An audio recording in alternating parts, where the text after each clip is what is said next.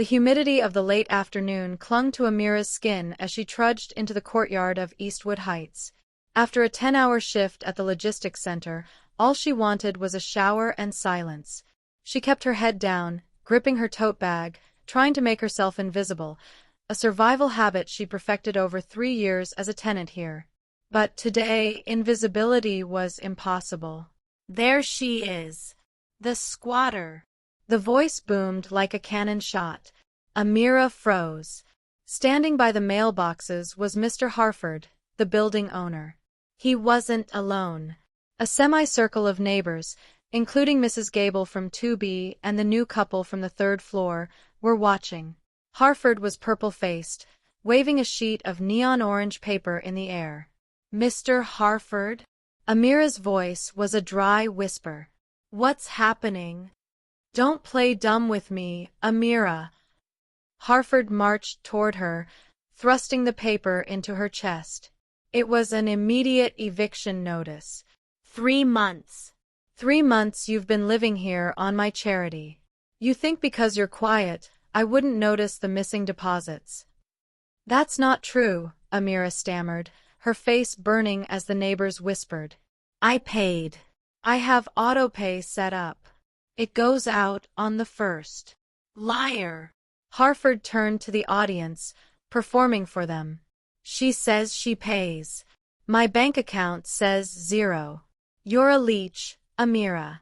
I want you out by midnight, or the sheriff drags you out." Amira's hands shook as she fumbled for her phone. "Let me check. Please, just listen. I'm done listening to deadbeats." Tears pricked Amira's eyes.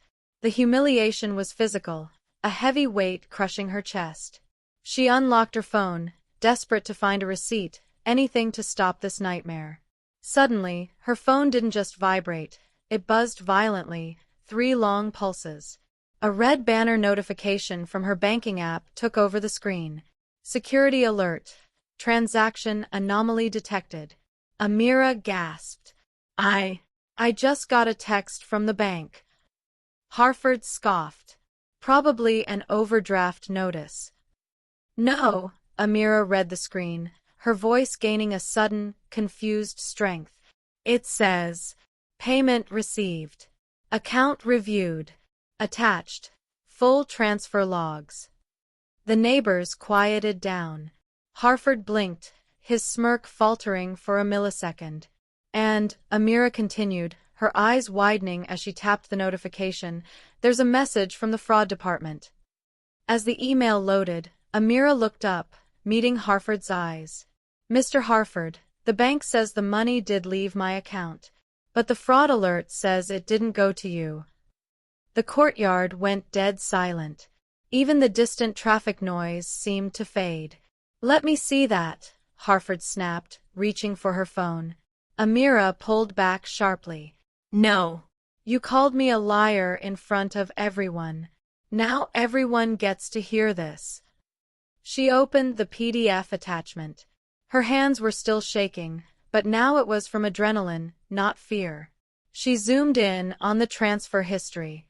"Here," Amira said, holding the screen up for Mrs. Gable to see. "September, October, November. $1,400 deducted. Status, cleared." "Cleared to where?" Mrs. Gable squinted, adjusting her glasses. "That doesn't look like the management account number." Amira looked at the routing details. The management account ends in 9000. This money was routed to an account ending in 8842. Harford's face was drained of color. He looked like he'd been slapped. That's a clerical error. The bank makes mistakes." "It's not a mistake," Amira said, reading the fine print at the bottom of the fraud alert. "The bank flagged it because the recipient account is classified as personal checking, not business." The crowd turned to Harford. The air shifted instantly. He was no longer the righteous landlord. He was a man caught in a spotlight he didn't want. I have to check the books," Harford stammered, wiping sweat from his upper lip. Give me that eviction notice. He lunged for the orange paper Amira was still holding. Amira crushed the paper in her fist, pulling it out of his reach. No. I'm keeping this as evidence, because the banknote lists the account holder's name as T. Harford. Who is T. Harford? Harford didn't answer. He turned on his heel and marched toward the management office, muttering about glitches and incompetent banks. The neighbors dispersed, casting sympathetic and confused looks at Amira. Amira rushed up to her second-floor apartment and locked the door. She dropped her bag and immediately opened her laptop. She needed to see this on a bigger screen. Logging into her bank portal, she pulled up the detailed transaction view. T.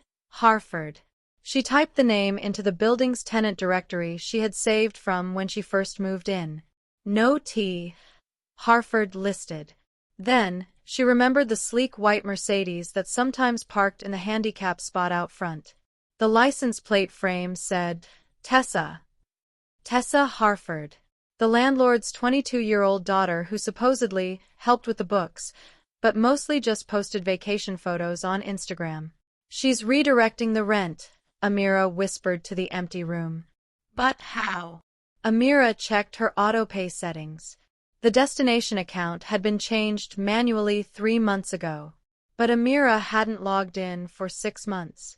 Just then, a new email pinged from the bank's escalating fraud investigation.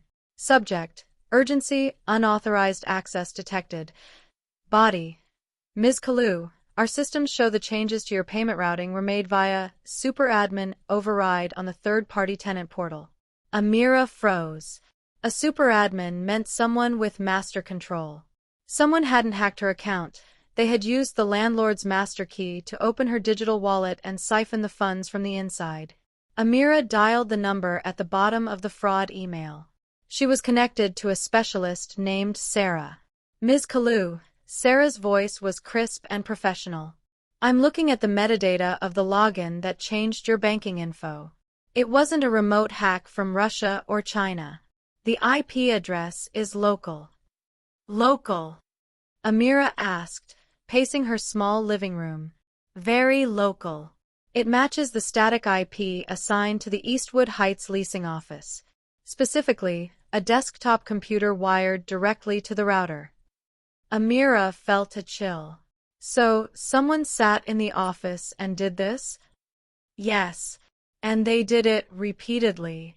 We see login attempts on your account at 2 a.m., 2:15 a.m., and 2:45 a.m. on the 28th of August. That's when the switch happened. The office is locked at night, Amira said. Only Mr. Harford has keys. We need to prove who was in that chair, Sarah said. The bank can freeze the funds, but we can't prove identity without visual confirmation. Do you have cameras in the building? Amira thought about the dummy cameras in the hallway that hadn't worked since 2015. Then she remembered Jonah. Jonah, the conspiracy theorist in 3C, had installed a high-end doorbell camera that illegally pointed directly at the lobby entrance. Amira grabbed her keys. She needed that footage. Amira unlocked her door to leave, but her path was blocked. Mr. Harford was standing there, his face red and puffy. Beside him was a man in dirty coveralls holding a heavy drill. Emergency maintenance, Harford barked, pushing his way into her doorway. We have reports of a gas leak in this unit. We need to inspect the pipes immediately. There is no gas leak, Amira said, standing her ground. I didn't call anyone. The neighbors smelled it, Harford lied. Move aside, or you're violating your lease terms regarding emergency access. Drill the lock if she resists, he said to the workman. Amira looked at the workman. He looked uncomfortable. Sir, I don't smell any gas, the man muttered. Just do your job. Harford screamed. Amira realized what this was. It was intimidation. He wanted to rattle her, maybe find her laptop, maybe just scare her into leaving. I'm calling the fire department, Amira said, holding up her phone. If there's a leak, They need to be here, right? Harford's eyes bulged. He knew the fire department would find nothing and fine him. He leaned in close, his breath smelling of stale coffee. You're playing a dangerous game, girl. A very dangerous game. He signaled the workman to leave. As he walked away, Amira saw him tape a notice to the hallway wall, building-wide inspection tomorrow, 8 a.m. Once the coast was clear, Amira bolted up the stairs to the third floor. She knocked on Jonah's door. Jonah, a lanky guy in a hoodie who worked in IT, opened the door cautiously. Did you hear the shouting? Amira asked breathlessly. Hard to miss, Jonah said, opening the door wider. Harford is losing his mind. Amira explained everything, the bank, Tessa, the IP address, the timestamps. I need to see your doorbell footage from August 28th, around 2 a.m. Jonah nodded, moving to his battle station of 3 monitors. I archive everything. Let's see. He scrubbed through the timeline. The lobby was dark and grainy. Then, at 1:55 a.m., the front door opened. There, Amira pointed. It wasn't Harford. It was Tessa. She was wearing a tracksuit and holding a bottle of wine. But she wasn't alone. Who is that? Jonah squinted. A man was with her, looking nervous, wringing his hands. It was Mark, the building's quiet maintenance guy. Tessa unlocked the office door, and they both went inside. Jonah zoomed in on the video just before the office door closed. Tessa was holding a thick binder. On the spine, written in bold marker, was the word, targets. The next morning, Amira was up before dawn, drinking coffee and watching the door. At 7:30 a.m., a soft knock made her jump. She checked the peephole. It was Mark. She opened the door a crack, leaving the chain on. I don't have a gas leak, Mark. Mark looked terrified. He took off his cap, twisting it in his hands. I know. I'm not here for Harford. I saw you go to Jonah's last night. I know you saw the video. Amira opened the door. Why were you in the office with Tessa? She forces me, Mark whispered, stepping inside quickly. She says if I don't let her in after hours, her dad will fire me. I have 3 kids, Amira. I can't lose this job. What were you doing in there? She changes the records, Mark said, his voice trembling. She's not just stealing rent. She's editing tenant histories. She makes it look like you guys have noise complaints, lease violations, missed payments. She's building a case to evict half the building. Mark reached into his tool belt. I can't go to the police. Harford knows people. But I swiped this when she went to the bathroom to take a selfie. He placed a silver USB drive on Amira's table. It's her backup drive. Amira waited for Mark to leave, then plugged the drive into her laptop. Her heart hammered against her ribs. The drive was organized by apartment number. She clicked on her own folder, Unit 204, Kalu. Inside were documents she had never seen. There were 3 warning notices for loud music. Amira didn't even own a speaker. There was a pet violation warning. She had no pets. Then she found the audio files. Tessa apparently liked to record her brainstorming sessions. Amira clicked play. Tessa's voice, shrill and laughing, filled the room. Daddy, it's so easy. If we make their transfers fail, they look like broke losers. No judge sides with a tenant who doesn't pay. We purge the weak ones first. Amira felt sick. They were hunting them. She clicked on a folder named Master Plan.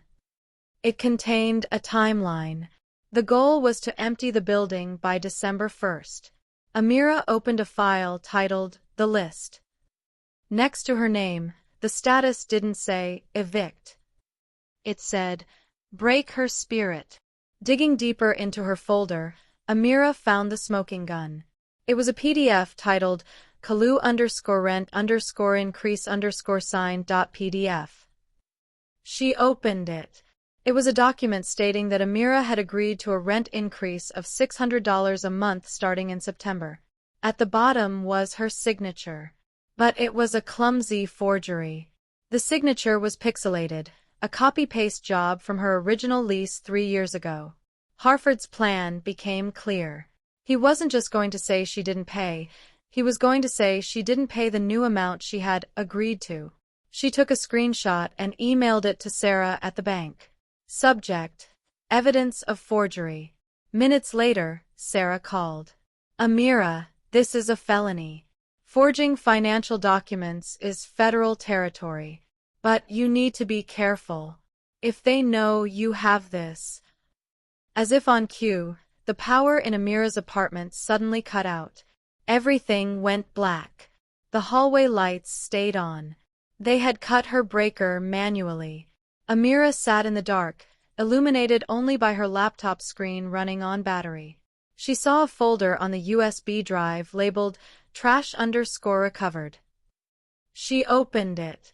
It contained a deleted voice memo from Tessa, dated 2 days ago. Amira is the easiest to push out, Tessa's voice sneered. She's quiet, lives alone, no family nearby to help her. She's the perfect victim. Who's going to believe her over us? Amira listened to it 3 times. Quiet. Alone. Perfect victim. Something inside Amira snapped. The fear that had been gripping her throat dissolved, replaced by a cold, hard resolve. They thought her silence was weakness. They were about to find out it was focus. I'm not a victim, she said aloud in the darkness. A notification popped up on her laptop screen. Network warning. Unrecognized device attempting to access this computer via Bluetooth. Someone was standing right outside her door, trying to hack her machine. Amira immediately disabled her Bluetooth and Wi-Fi, tethering her laptop to her phone via a USB cable. She texted Jonah, "Who is outside my door?" Jonah replied instantly with a screenshot. It wasn't Harford. It was a young man in a hoodie, holding a laptop. That's Leo, Jonah texted. Tessa's boyfriend. He's a script kiddie hacker. They were trying to wipe the drive remotely before she could use it. Amira called Sarah at the bank again. They are outside my door trying to hack me. I have the evidence. What do I do? We need to get you and that drive into a secure environment, Sarah said. I'm authorizing a meeting at the downtown branch. I'm sending a secure courier to escort you, but you need to get to the lobby. I can't go out there, Amira whispered. You have to. Bring the drive. Leave the laptop. Amira grabbed the USB stick and shoved it into her bra. She grabbed a heavy metal flashlight. She took a deep breath and ripped the door open. Leo looked up, startled, his face lit by the blue glow of his screen. Amira didn't stop. She marched past Leo, who scrambled back, dropping his laptop. Hey! Stop! He yelled. Amira sprinted down the stairs. In the lobby, Harford was waiting. Where do you think you're going? To the bank, Amira shouted, not slowing down. To pay you what I owe. Harford stepped back, confused by her confidence. Amira burst out the front door just as a black sedan with the bank's logo pulled up. 2 hours later, Amira sat in a conference room at the bank. Sarah was there, along with a bank legal representative. They had summoned Harford and Tessa, citing urgent account resolution. Harford and Tessa walked in, looking annoyed. Tessa was chewing gum, scrolling on her phone. Let's make this quick, Harford said. Does she have the money? Sarah placed a stack of papers on the table. We have the logs, Mr. Harford. We know the money went to account 8842. Tessa rolled her eyes. So, Daddy pays me for property management. Amira must have clicked the wrong button. The button wasn't clicked by Amira, Sarah said, sliding a graph across the table. And we know where the money went after it hit your account, Tessa. Tessa stopped chewing.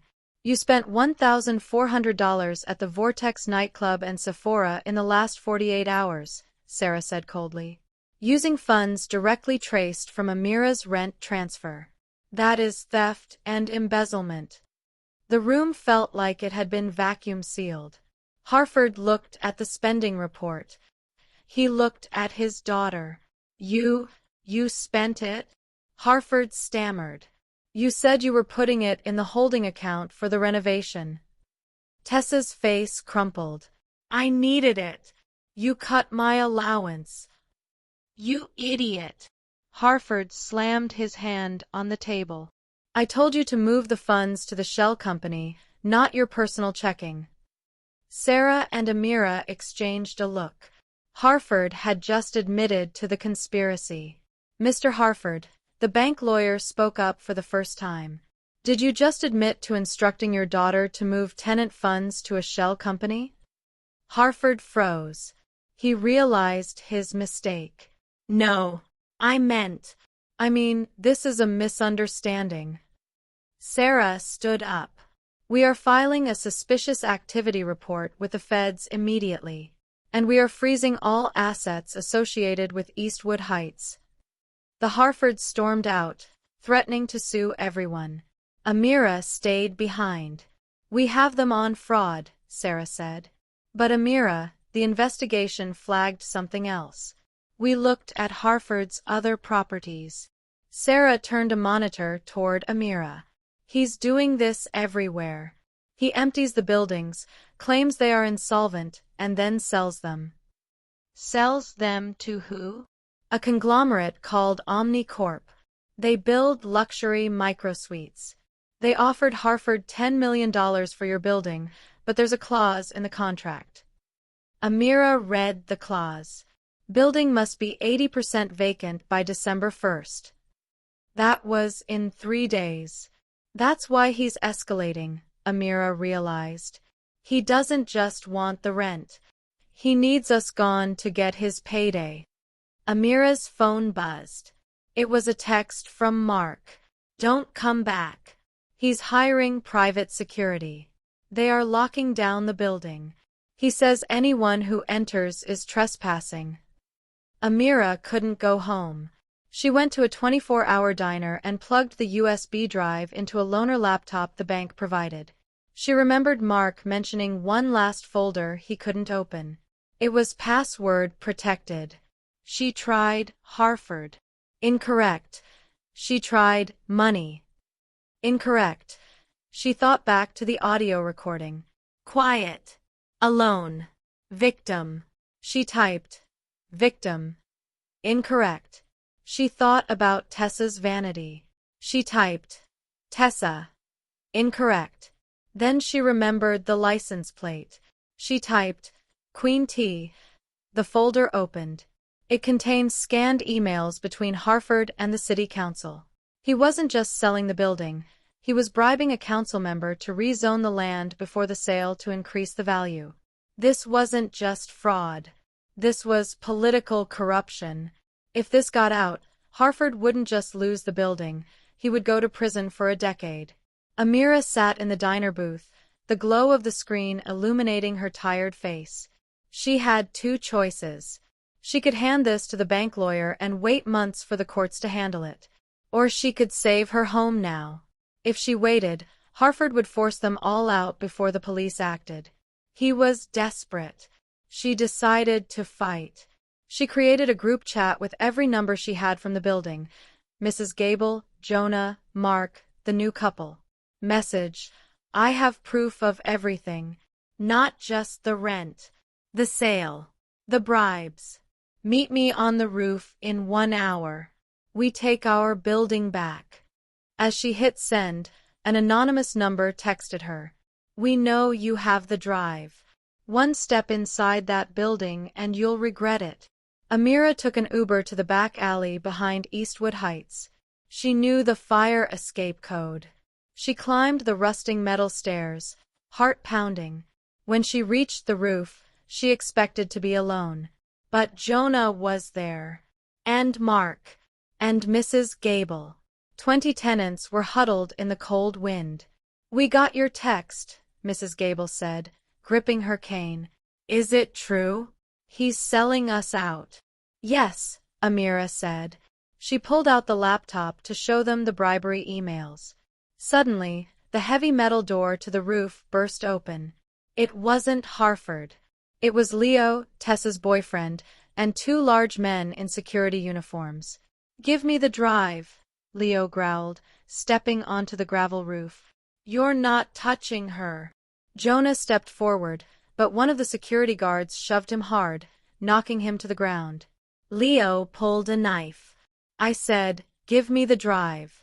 Tessa is crying, and I'm not letting you ruin her life."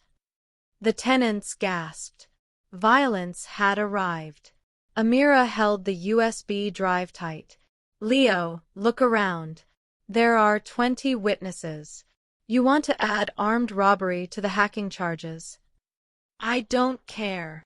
Leo lunged. Amira didn't flinch, but she didn't have to fight. Mark, the quiet maintenance man, tackled Leo from the side. They rolled onto the gravel. The knife skittered away. The tenants surged forward, surrounding the 2 security guards. "Get out!" Mrs. Gable screamed, swinging her cane. The guards, realizing they were outnumbered and not paid enough for this, backed off. Mark pinned Leo down. "Stay down, kid." Leo, pinned and panting, looked up at Amira. "It doesn't matter. Tessa already deleted the cloud backups. And Harford is in the server room right now wiping the main logs. You have nothing but that stick." "He's wiping the servers?" Jonah scrambled up from the ground. "The main servers are in the basement.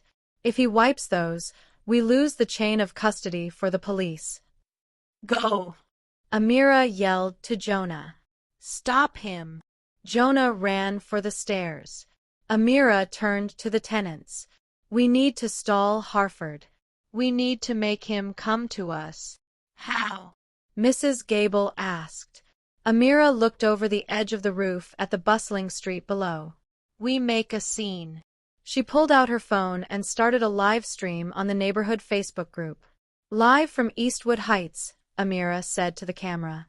"Our landlord is holding us hostage and erasing evidence of a $10 million fraud." The viewer count jumped from 0 to 50, to 200, to 1,000. Local news notifications started pinging. Down in the basement, Harford was sweating, smashing hard drives with a hammer. He heard a noise outside. Chanting. He ran up to the lobby. Through the glass doors, he saw a news van. Then another. On the roof, the tenants had hung a bedsheet over the side of the building. Painted in red lipstick were the words, "Slumlord Harford." Harford panicked. He tried to leave out the back, but Mark had parked the garbage truck in front of the rear exit. He was trapped inside his own building. Amira led the tenants down from the roof. They marched into the lobby. Harford stood by the elevator, cornered. "Get away from me!" Harford screamed, brandishing the hammer he'd used on the drives. "Put it down, Mr. Harford," Amira said calmly. She held up the laptop connected to the lobby's Bluetooth speakers. "You want to explain this?" She played the audio file. Tessa's voice boomed through the lobby, loud enough for the news crews outside to hear through the glass. "If Dad wants this building profitable, we purge the weak ones." The color drained from Harford's face. The reporters outside were pressing their cameras against the glass. "And this?" Amira projected the bribery email onto the digital ad screen in the lobby. Harford dropped the hammer. The clatter echoed in the silent lobby. The front doors slid open. It wasn't the press entering. It was the police. Officers swarmed the lobby. "Put your hands in the air." Harford raised his hands, trembling. "It was my daughter. She handles the finances. She went rogue."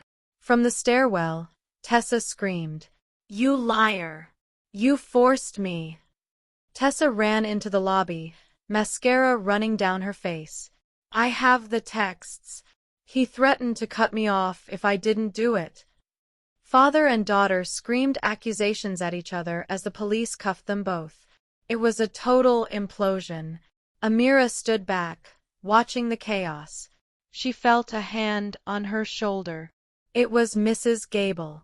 You did it, honey.